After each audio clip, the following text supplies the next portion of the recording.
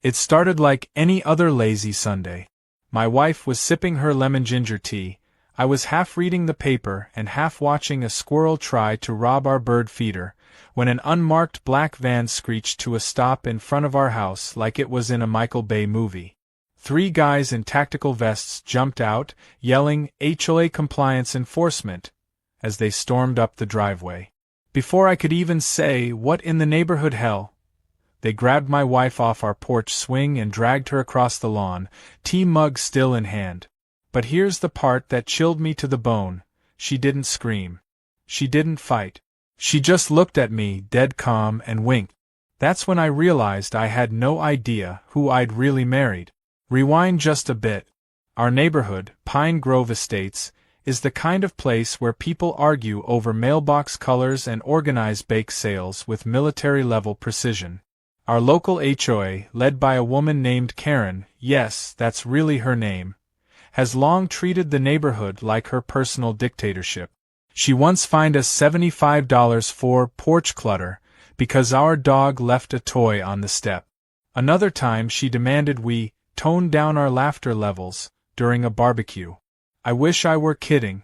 We always thought it was just harmless power tripping. Annoying, sure, but manageable. My wife, Liv, mostly ignored the HOA's antics.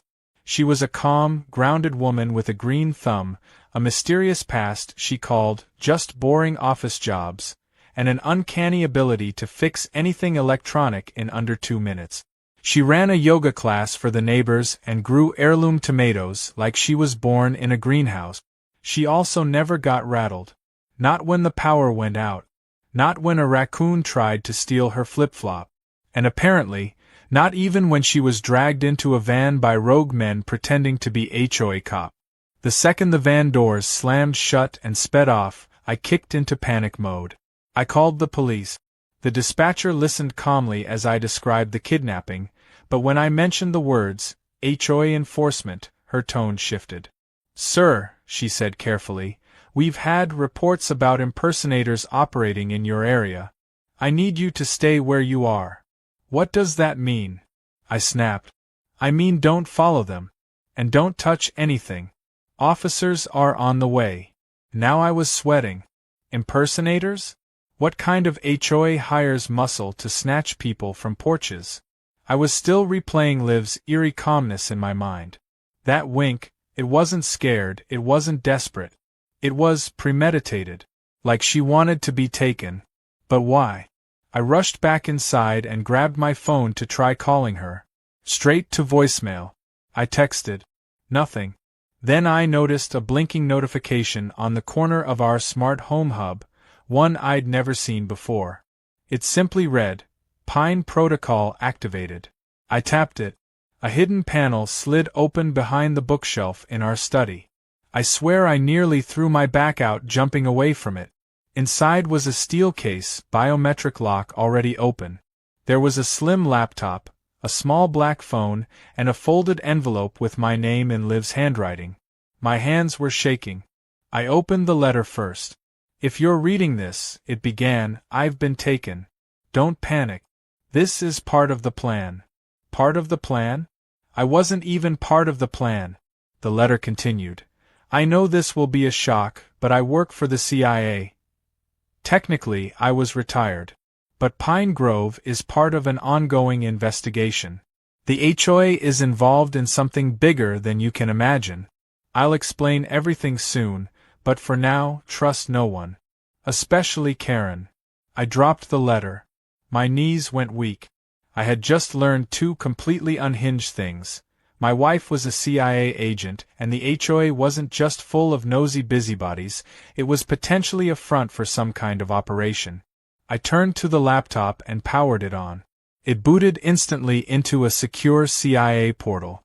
No login required. It had facial recognition, apparently keyed to me.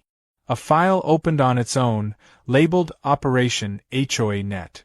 I didn't even want to know why they gave it such a stupid code name, but I clicked through the files anyway. There were surveillance videos, maps of our neighborhood with red pins, and dossiers on all the HOA board members. Karen's file was the thickest. Pages of financial transactions, travel logs to suspicious locations, and a weird invoice that showed payment to a private enforcement contractor. That had to be the fake cop. I flipped through to see that the so-called HOA compliance officers were actually part of a mercenary security group based out of Nevada. Their website looked legit, if you ignored the fact that they didn't list any clients, reviews, or even a contact number. That's when I noticed the second file on the desktop. Contingency Plan, Suburban Lockdown. The moment I clicked on it, a live satellite feed popped up, centered on our neighborhood.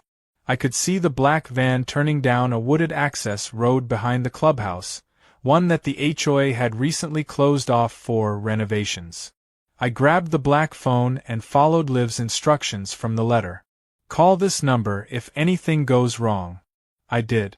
It rang once. Then a voice answered. Mr. Granger? Yeah. Who is this? This is Mallory. I'm with Liv's unit. She's safe for now. We've been tracking her. I'll send help. Wait. What the hell is going on? Why is the HOA kidnapping people? They're not just an HOA, Mallory said darkly. Karen isn't who she says she is. She's under deep surveillance for laundering money through suburban developments and might be connected to a foreign influence ring. Your wife volunteered to go undercover here. This whole community is a front. My mouth was so dry I could barely speak. What do? I croaked. Stay put. Backup is en route. And whatever you do, don't let anyone from the HOA near your house. Then she hung up. I turned around slowly, and there was Karen, standing on my front lawn, hands clasped politely, smile like a shark, and two of her fake officers just behind her. Mr. Granger, she called sweetly. We need to talk about your wife's recent violations. She wasn't there to talk. And I knew it. That's when I realized. This wasn't about porch clutter anymore. This was war. I didn't move. I didn't breathe. Karen stood in my yard like she owned it, wearing her signature lavender blouse, clutching a thick HOA binder like it was the Constitution. Behind her, two of the same fake officers who just abducted my wife adjusted their knockoff tactical gear, trying to look menacing, but I could tell their patches were crooked and one of them had a Nerf dart stuck to his boot. It would have been funny if I weren't so sure they were armed. I forced a smile and waved from the window like a confused husband who had no idea his wife was being held in a suburban bunker. Karen gave me a tight little nod and then, thankfully, turned around and walked away, the fake officers trailing her like bad cosplay. As soon as they were out of sight, I locked every door in the house and closed the blind. My brain was running hot. I paced back and forth, rereading Liv's letter as if it would suddenly make more sense. CIA? Karen tied to foreign influence? Our quiet little neighborhood a front for some kind of laundering operation? And my wife, my lemon ginger tea drinking, yoga-loving wife, was in the middle of all of it. Actually, she wasn't just in the middle. She was running it. Undercover. Like she was Jason Bourne with better manners. Back at the hidden terminal, I scrolled through the files again. The Operation HOA Net document included a timeline of the mission. Liv had embedded herself as a resident over a year ago, supposedly retiring from active duty. But clearly, that retirement was fake. Her target was Karen, real name Karina Volkov. Born in Moldova, came to the States on a student visa, stayed under a false identity, and gradually inserted herself into various HOAs across the country. Each time, the pattern was the same. She'd rise to power, make aggressive changes, and start filtering money through fake fines and shell contractor invoices. The money trail was dense, snaking from neighborhood fees to landscaping companies that didn't exist, then off into offshore accounts. I couldn't believe it. Our HOA dues were funding international crime. And I'd complained about the pool not having enough umbrellas. But what shook me most was that Liv had kept this from me so perfectly. I mean, she'd lived here with me for over a year. Slept beside me. We'd hosted movie nights. Gone camping. She never slipped. Not once. That calmness when she was taken, it wasn't just bravery. It was control. She knew exactly what she was doing. The phone buzzed again. A new message from the secure line. Help is in the neighborhood. Don't engage unless you're forced. Look for signs. They're watching too. I stepped onto the back porch and scanned the yard. Everything looked normal. A few birds. Our old hammock swaying in the breeze. Then I noticed something weird. Our neighbor, Mrs. Jensen, was watering her plants in the same pattern. Watering the same bush. Then the next. Then circling back. She wasn't gardening. She was signaling. I waved cautiously. She made a quick hand gesture and turned back inside. That night, under the cover of darkness and way too much caffeine, I snuck over to her house. Mrs. Jensen opened the door the moment I reached the steps, as if she'd been waiting for me. Get in, she said. They're sweeping the neighborhood again in 10 minutes. I slipped inside. Her home looked normal, if your definition of normal included floor-to-ceiling screens showing live feeds of the entire block, a desk covered in encrypted radios, and a file drawer labeled Operation Suburbia. Phase 2. You! I whispered. She smirked. I'm part of Liv's unit. Codename Shrubbery. Don't laugh. We all picked plant names. I didn't laugh. Mostly because I was too stunned. She knew this might happen. That they'd try something bold before we got full authorization. So when they grabbed her, we activated the failsafe. You were step 1. Why me? Because you're the only one she trusted to stay unpredictable. We needed chaos to cover the extraction. You were the wild card. I didn't feel like a wild card. I felt like a guy who'd just learned his neighbors were all federal agents and his wife had been lying to him while making homemade granola. Mrs. Jensen, sorry, Shrubbery, walked me through the plan. The van had taken Liv to the HOA clubhouse, which, apparently, had a full basement renovated under the guise of storm shelter improvements.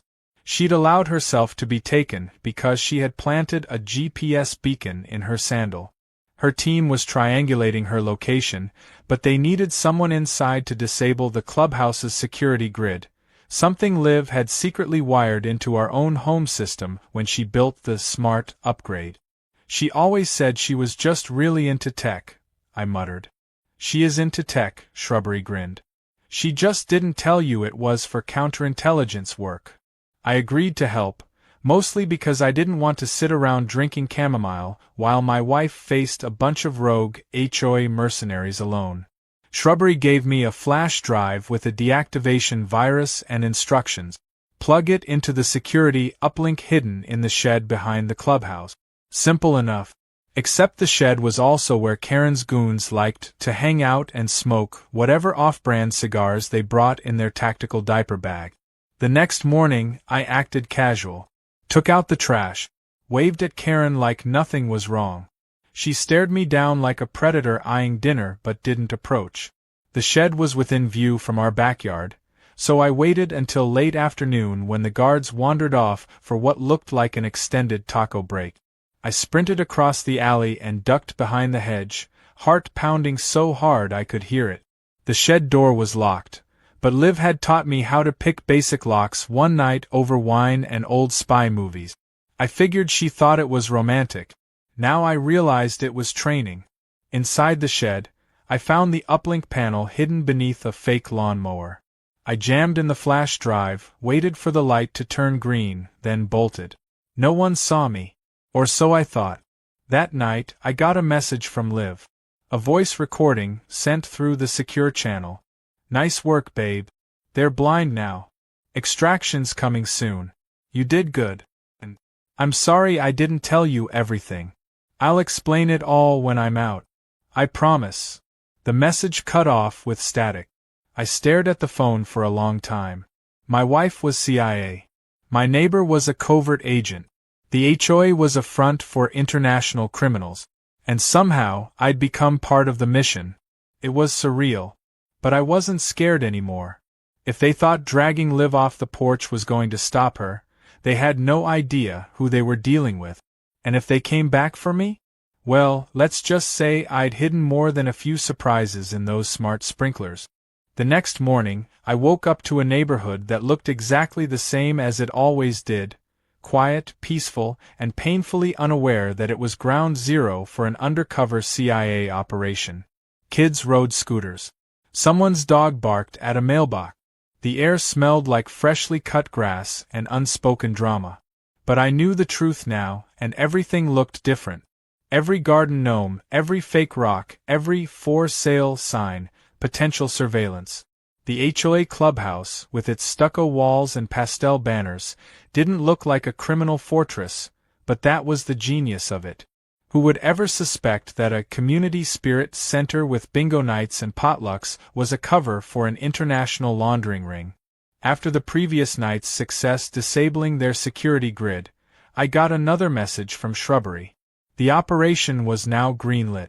Liv's extraction was scheduled for that evening, and I had a new role. I was to rendezvous with a few other undercover agents, residents I thought were just weird or overly into lawn care, and help coordinate from inside the clubhouse. The objective was clear.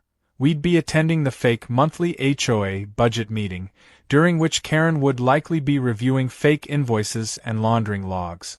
Our goal was to stall her long enough for Liv's team to breach from below through the tunnel system they'd mapped months ago.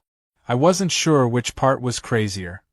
The idea of a secret tunnel beneath a yoga studio or the fact that my wife had planned it all.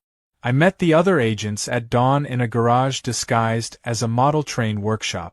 There was Bob, the grumpy old man who always yelled at kids to get off his lawn. Turns out he used to run black ops in Berlin. Then there was Priya, the overly enthusiastic dog walker who knew 6 languages and could hotwire anything with a fuse. And finally George, our mailman, who, according to Shrubbery, had been intercepting suspicious HOA letters for over a year. The whole crew looked like the cast of a sitcom, but apparently they were lethal when needed. I was the newbie, but they welcomed me with quiet nods and a muffin from George's thermos lunchbox. CIA muffins were surprisingly good. We reviewed the plan one last time. I'd pose as a concerned homeowner attending the meeting to protest a made-up fine. Priya would be seated next to me, armed with a flash grenade hidden in her purse disguised as dog treat. Bob would be in the control booth, monitoring internal comms, and George would stay on the exterior with eyes on the van we suspected was their escape vehicle. Meanwhile, Liv's team would use the temporary blackout in the security grid to breach the underground passage and reach the basement where she was being held. The entire thing had to happen in under 12 minutes or the false power reset would kick in and restore surveillance. Walking into that clubhouse was surreal. Karen greeted everyone at the door, all smiles and pearls, her eyes scanning each person like a TSA agent in disguise. When she saw me, she smiled wider, like a cat welcoming a mouse to brunch. She handed me a printed agenda that was so thick it could have been a phone book. "Glad you're taking your civic duties seriously, Mr. Granger," she purred. I gritted my teeth and nodded. "Just want to make sure my lawn doesn't cause international incidents." She laughed, but her eyes narrowed. She knew something was off. The air inside was tense, like the walls themselves knew they were about to be raided. The meeting started like any other fake HOA event, boring, filled with acronyms no one understood, and completely unnecessary PowerPoint slide. Karen droned on about water usage, fence paint uniformity, and a new beautification fee. When I raised my hand to ask why the clubhouse budget included a $14,000 line item for advanced noise management equipment, her smile faltered. "That's for, community concert support," she lied. "In the basement?" I asked. That's when I saw it. A flash of recognition in her eyes. She knew I knew. But she didn't panic. She adjusted. That was the scary part. Just then, Priya accidentally dropped her purse, and as she bent down, her eyes met mine. We were at the 8-minute mark. Liv's team had to be close. Suddenly, there was a loud buzzing noise, probably part of Bob's interference plan to temporarily shut down the clubhouse Wi-Fi. Karen stiffened. "This meeting is adjourned," she said abruptly, and started gathering her papers. Too soon. She made a move toward the side door, but I stepped in front of it. "Leaving so soon?" I asked, trying to sound casual. "You're obstructing HOA procedure," she said, her voice dangerously calm. "And you're laundering money through Dead Lawn Services, Karina Volkov." Her face dropped. That was it. The mask was gone. She signaled to her men, 2 of them in the room disguised as minutes takers. They moved fast, pulling pistols from inside their briefcases. Before they could aim, Priya threw the dog treat bag across the floor. It exploded in a blinding flash of white and blue light, and chaos erupted. People screamed. Karen bolted for the emergency exit, but George, our mailman-turned-sniper, hit the fire door lock remotely, trapping her inside.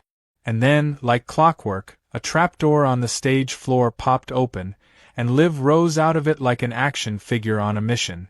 She was covered in dirt, breathing heavy, and holding a stun baton. "Did you miss me?" she said to Karen, voice cool and furious. Karen lunged, but Liv dropped her with a quick jolt from the baton and a leg sweep that would have made a UFC fighter jealous.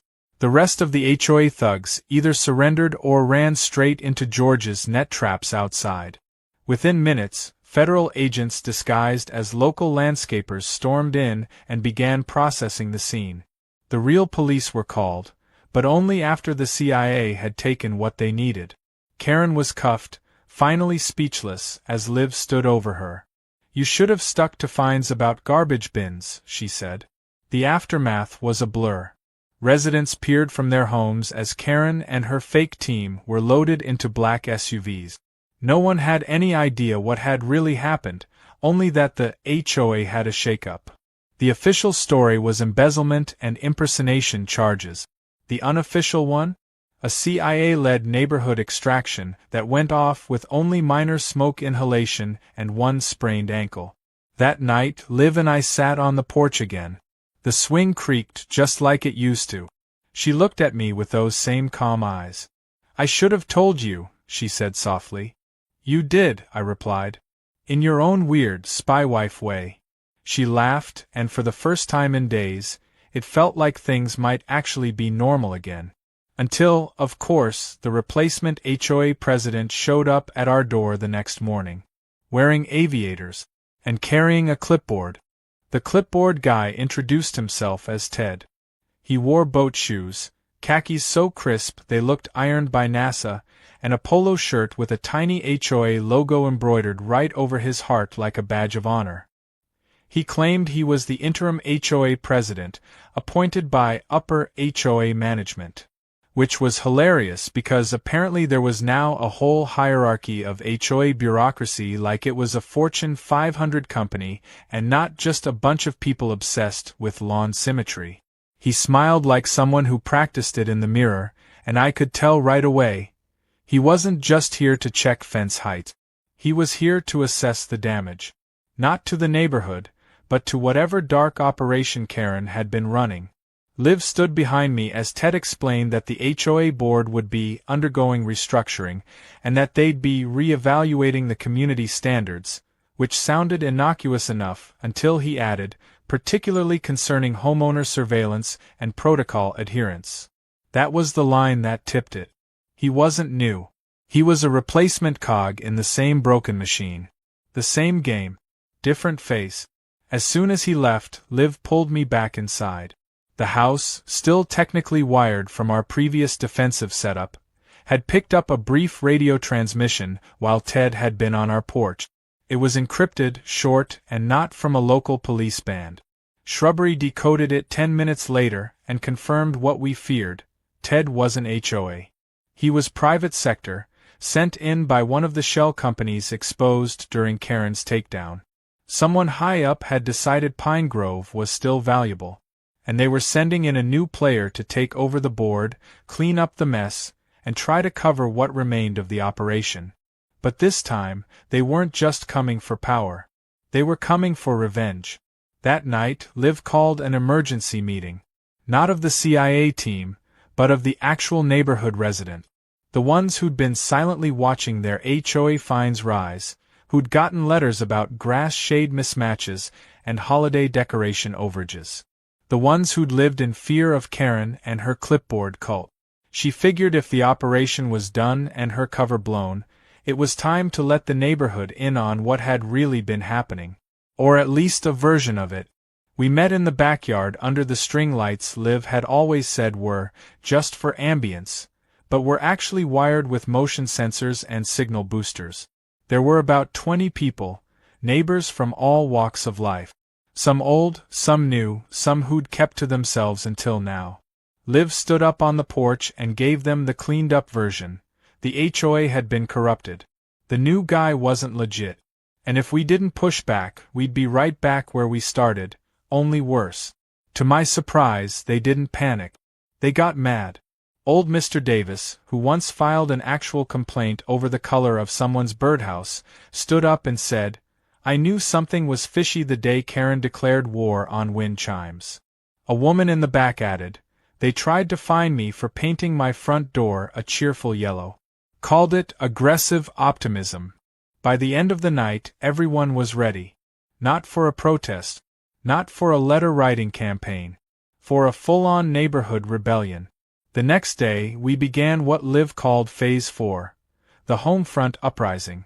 It wasn't a military op, but it might as well have been. Residents started turning their properties into low-key fortresses. One guy with a landscaping business brought in hedges that doubled as visual shield. Someone else who worked in IT rerouted the clubhouse Wi-Fi to loop fake videos of peaceful meetings, just in case anyone was still watching remotely. Shrubbery loaned out infrared sensors disguised as garden light. Even the kids got involved, setting up lookouts and relay codes using their walkie-talkies. We rebranded it as a block party for anyone watching from the outside. Grill smoke filled the air. Lawn chairs appeared everywhere. Music played. But beneath the surface, it was all strategy. If Ted or any of his people made a move, we'd know instantly. Then came the HOA board reinstatement ceremony. Apparently, Ted thought it would be fun to hold a formal event in the clubhouse to reunify the community. He sent out embossed invitations like he was hosting a royal ball. Most people RSVP'd yes. But that was part of the plan. The day of the ceremony, the neighborhood looked like a festival.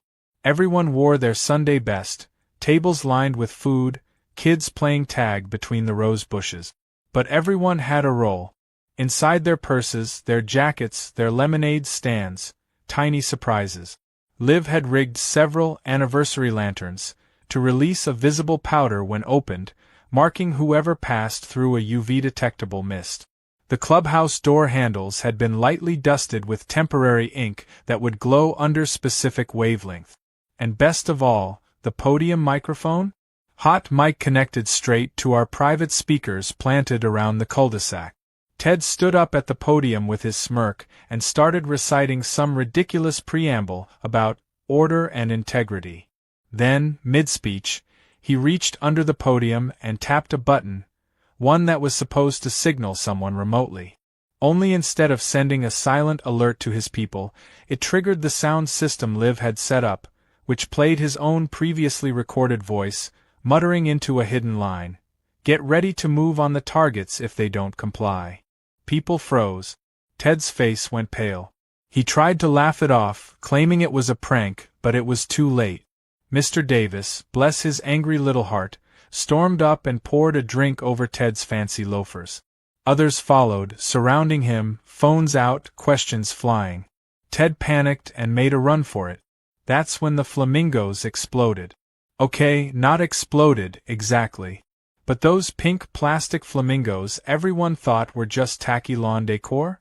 They'd been fitted with motion sensors and dye canisters. When Ted ran through the path lined with them, they activated in sequence, releasing clouds of pink powder that coated him head to toe like a giant suburban cotton candy. He was coughing, slipping, and glowing under UV light like a glittery jellyfish. His SUV peeled out of the clubhouse parking lot before he could even open the door. His driver was halfway down the block before he jumped in, covered in shame and neon dye. The footage went viral by nightfall. Liv and I watched it from our porch swing, sipping drinks while the neighborhood celebrated with fireworks. Shrubbery stopped by with snacks. George waved from across the street. Even Bob cracked a smile, which, according to Liv, was rarer than a lunar eclipse. The HOA had fallen. Again. But this time, the neighborhood didn't need federal agents to fix it. They did it themselves.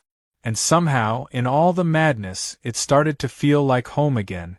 In the weeks that followed the Flamingo fiasco, the neighborhood slowly returned to something resembling normal. Well, normal for a place where residents had once weaponized lawn ornaments, where CIA agents baked banana bread for stakeouts, and where porch swings doubled as surveillance perches. The pink powder eventually washed off the sidewalks, though a few spots on the clubhouse still glowed faintly under UV light, a quiet reminder of Ted's sprint through suburban justice. No one talked about it openly, but you could see it in the way people smiled at each other now. Like we'd been through something wild together, and lived to tell the tale. Even the squirrels looked more confident, like they knew the balance of power had shifted. Karen's trial began 2 towns over, far from Pine Grove. The charges stacked up like bricks: fraud, impersonation, illegal detainment, conspiracy, money laundering through shell landscaping companies, and operating an unlicensed HOA militia. I hadn't even known that last one was a crime category, but apparently there's a subsection for suburban paramilitary enforcement. The courtroom was full every day, packed with journalists, legal experts, and an alarming number of HOA presidents from around the state who came to witness the downfall of one of their own. Karen tried to play the victim at first, but when the CIA dropped video footage of her giving orders to her fake officers, her whole defense crumbled like one of those dry sugar cookies she used to serve at meetings. Her sentencing is still pending, but the rumor is she's looking at serious time in a white-collar facility without access to any kind of committee or clipboard. Liv was promoted quietly. No fanfare, no medals, just a secure envelope slipped into our mailbox one evening. Inside was a new ID badge, a classified memo, and a note that simply read, "Excellent work. You're being reassigned." But not far. She didn't say much about it, but I noticed the agency sent her a new laptop and a small secure briefcase, which she tucked into the back of our linen closet like it was nothing more than an extra towel. She told me she'd technically returned to fieldwork oversight, but that this was her soft landing. We both knew better. Pine Grove wasn't a landing, it was a launch pad. And me? Well, I got voted in as the new HOA president. It wasn't something I campaigned for, but after the community saw me stand up to Karen and Ted, they practically shoved the position into my hand. At first, I thought they were joking. I even checked the bylaws to see if someone had slipped in a prank clause. But it was real. So I accepted, under one condition, that we rewrite the entire charter from scratch, starting with a rule that no HOA president may have access to private enforcement teams, tactical gear, or flamingo surveillance privileges. That got a standing ovation at the first meeting. Our first official order of business was to host a real community event. Not a surveillance masquerade or a fake budget meeting, but an actual celebration. We called it Liberation Lawn Day. Everyone brought out their weirdest decorations: giant gnomes, inflatable dinosaurs, LED lights shaped like tacos. Someone even installed a disco ball in their tree. We held a barbecue, set up games, and let the kids vote on the best decorated house. No fines. No warnings. Just pure, unfiltered suburban freedom. The winner got a trophy shaped like a pink flamingo, now rebranded as a neighborhood hero. Liv watched it all with a strange mix of amusement and quiet pride.